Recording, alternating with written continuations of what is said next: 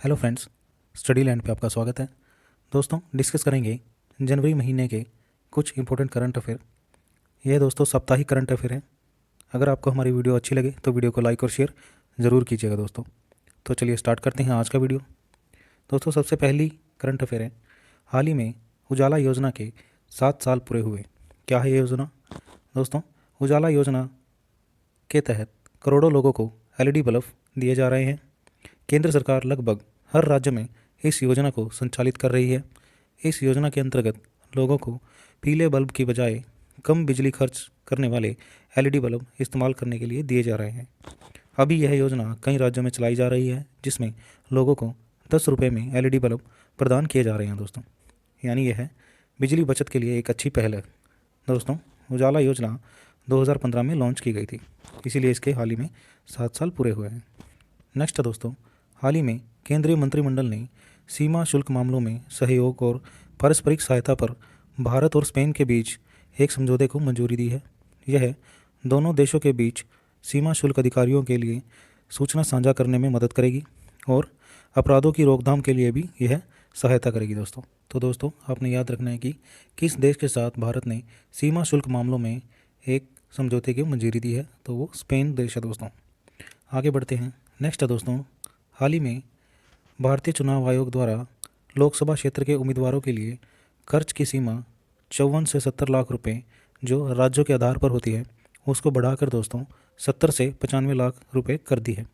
इसके अलावा दोस्तों, विधानसभा क्षेत्रों के लिए यह खर्च जहां 20 से 28 लाख था, वहीं इसको बढ़ाकर 28 से 40 लाख रुपए कर दिया गया है।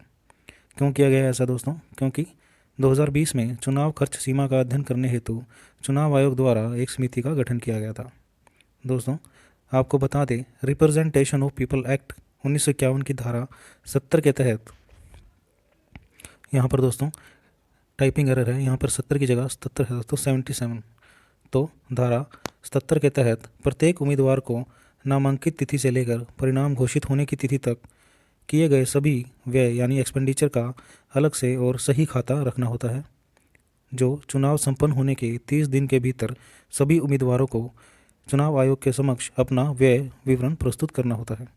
अगर किसी के द्वारा दोस्तों गलत विवरण दिया जाए तो रिप्रेजेंटेशन ऑफ पीपल एक्ट 1951 की धारा 10 के तहत उसके खिलाफ मुकदमा चलाया जाता है और उसे 3 साल के लिए अयोग्य घोषित कर दिया जाता है दोस्तों, हमारे चीफ इलेक्शन कमिश्नर कौन है? तो वो सुशील चंद्रा हैं दोस्तों, हमारा भारतीय चुनाव आयोग 25 जनवरी 1950 को बना था।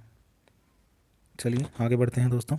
नेक्स्ट है दोस्तों, हाल ही में भारत में केंद्रीय पर्यावरण, वन एवं जलवायु परिवर्तन मंत्री, जिनका नाम है श्री भूपेंद्र यादव, ने भारत में चीतों की पुनः वापसी हेतु कार्य योजना शुरू की, जिसके तहत अगले 5 वर्षों में 50 चीतों को लाया जाएगा।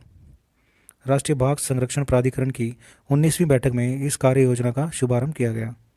वर्ष 2021 में सर्वोच्च न्यायालय ने नामीबिया अफ्रीका चीतों को भारत में लाने के प्रस्ताव पर 7 वर्ष के लिए लंबे प्रतिबंध को हाल ही में हटा दिया है, जिसके तहत अब अफ्रीका से चीते लाए जाएंगे दोस्तों, कुछ अन्य योजनाएं हैं जो आपको याद रखनी है, जैसे कि बाघ परियोजना यानी प्रोजेक्ट टाइगर कब स्टार्ट हुआ था? तो वो 1973 में लाया गया था। ऐसे ही प्रोजेक्ट एलिफेंट 1992 में आया था दोस्तों। चलिए दोस्तों आगे बढ़ते हैं। नेक्स्ट है सी ड्रैगन एक्सरसाइज 22। हाल ही में भारत, ऑस्ट्रेलिया, कनाडा, जापान और दक्षिण कोरिया की नौसेनाओं के साथ प्रशांत महासागर में यूएसए की सी ड्रैगन एक्सरसाइज शुरू हुई। दोस्तों, भारत, जापान, ऑस्ट्रेलिया, अमेरिका चतुर्थ और सुरक्षा वार्ता, जिसे क्वाड कहते हैं, उसका भी हिस्सा है। क्वाड यानी क्वाडिलेटरल सिक्योरिटी डायलॉग दोस्तों। इसी के साथ सी ड्रैगन एक अमेरिकी नेतृत्व वाला बहुराष्ट्रीय अभ्यास है, जिसे समुद्री सुरक्षा के साथ संचालित करने के लिए पनडुब्बी रोधी युद्ध नीति यानी एंटी सबमरीन वारफेयर का अभ्यास व चर्चा करने हेतु डिज़ाइन किया गया है। तो आपने याद रखना है, सी ड्रैगन एक्सरसाइज हाल ही में हुई, जो यूएसए के नेतृत्व वाली बहुराष्ट्रीय एक्सरसाइज है दोस्तों। आगे बढ़ते हैं। हाल ही में भारत और तुर्कमेनिस्तान के बीच आपदा प्रबंधन के क्षेत्र में सहयोग पर एक समझौता ज्ञापन साइन हुए, जिसमें दोनों देशों की एक दूसरे की आपदा प्रबंधन तंत्र से लाभ लिया जाएगा। तो आपदा प्रबंधन के लिए समझौता ज्ञापन साइन हुआ कौन से देश के साथ? भारत का तुर्कमेनिस्तान के साथ दोस्तों। आगे बढ़ते हैं। नेक्स्ट है दोस्तों ग्लोबल ईडीएनए प्रोजेक्ट। अक्टूबर 2021 में यूनेस्को द्वारा समुद्री विश्व धरोहर स्थलों पर जलवायु परिवर्तनों के लिए प्रजातियों के अध्ययन करने हेतु इस परियोजना की शुरुआत की गई। जानवर अपनी सांस लार के द्वारा पर्यावरण में अपना डीएनए छोड़ते हैं। इन नमूनों को ईडीएनए कहा जाता है, तो जिसके अध्ययन के लिए हाल ही में ग्लोबल ईडीएनए प्रोजेक्ट शुरू किया गया दोस्तों। नेक्स्ट है, हाल ही में गूगल ने 8 जनवरी को दिग्गज ब्रह्मांड वैज्ञानिक स्टीफन हॉकिंस का डूडल शेयर किया।